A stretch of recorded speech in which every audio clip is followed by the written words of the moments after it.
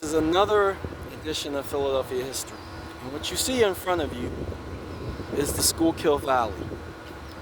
A lot of people forget this, but this is actually the scene of much of the northwestern part of Philadelphia. Below you can see Boathouse Row, the Schuylkill River as it flows from the west. And further out you can see Smith's Arch, which is basically the United States Civil War Arch, and beyond that, just slightly beyond that with the green dome, is Memorial Hall, which was the foundation, or I guess you could say the inspiration for the German Parliament building known as the Reichstag. But as you look at this view, 300 years ago, or almost 300 years ago, that was the path into the interior of the United States. The middle of Pennsylvania, northern Pennsylvania, and even going up into New York State. A lot of people forget this, but in the 1750s, that view represented what would eventually be known as a huge war that would span around the world in places as far away as Europe and even India. This war would be known as the 7 Years' War, but here in America it was known as the French and Indian War. Now, it was a real rivalry between the British Empire and the French Empire. We often don't look at that much today when we look at this beautiful view and you hear the birds chirping around, or when you think of what could have been, because on the horizon, back in the 1940s and 50s, they actually planned to build the United Nations on that site before they picked New York City. But while we think about what could have been or what we see today with this beautiful view, what a lot of people often forget is that the events that took place in the upper part of Pennsylvania, Canada, New York State, the Ohio River Valley, would set the tone for the next 280 years. Take a walk with me, and I'll describe it as you actually see how the city slowly grew into what you see there. What happened in 1756 was that there was a lot of conflict between the British and French over trade and over who would control North America. Philadelphia was a colonial town at that time, but it was largely expanding, slowly becoming the second largest city in North America behind Boston.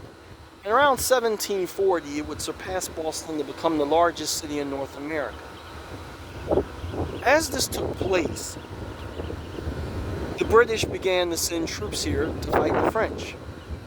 The problem was that we didn't have enough barracks in the city to deal with all of these soldiers, and Philadelphia was a staging area by being the size that it was.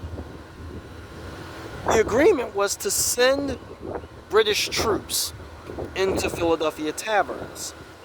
The problem is that the British Crown were not willing to pay the owners the amount that the owners of the taverns saw fit for the accommodations. They had to deal with food and lodging for troops, sometimes 4, 6, maybe a dozen at a time.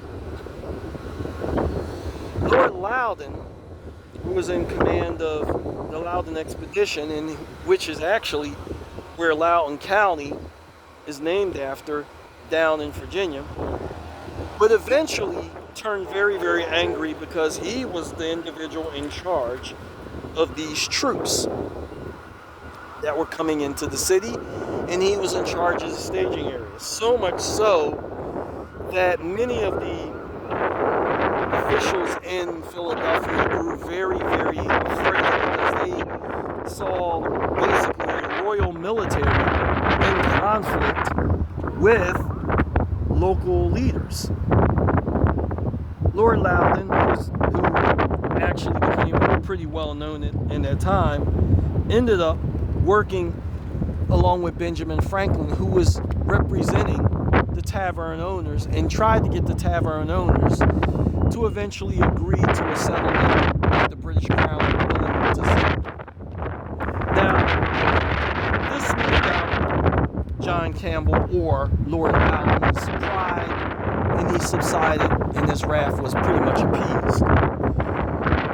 Because the war had progressed, Philadelphia became a hub for the military. Candle making, carriages being built, you name it.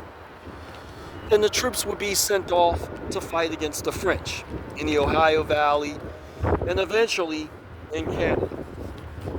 One such military expedition was led by a man by the name of General John Forbes, who was born in 1707 and he died in 1759. John Forbes was a pretty famous general at the time, and he came here to Philadelphia. He actually seized the French fort, Fort Biscayne, which is out around the Pittsburgh area, the beginning of what we now call Pittsburgh. And eventually he grew sick and died the following year. He took Fort Biscayne in 1758 and eventually came back here in Philadelphia, got sick and died in 1759. He currently is buried in Christ Church, which is, at that particular time, the largest Anglican church in the city. And they had the tallest building in the city at the time, or it was actually just built. The belfry was actually just built at about 190 feet. And it would be the tallest building in North America for about 80 years, basically the Empire State Building of that day. John Forbes would be buried there, and he would never again see Great Britain. Because of the events that took place in the French and Indian War, Philadelphia would literally grow. And what you see here today is basically how the city has continued to grow, with skyscrapers and businesses and monuments and institutions.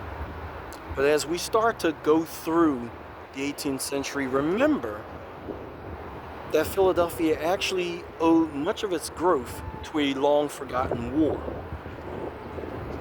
and the industries that brought it on. Thanks, and I'll see you guys later.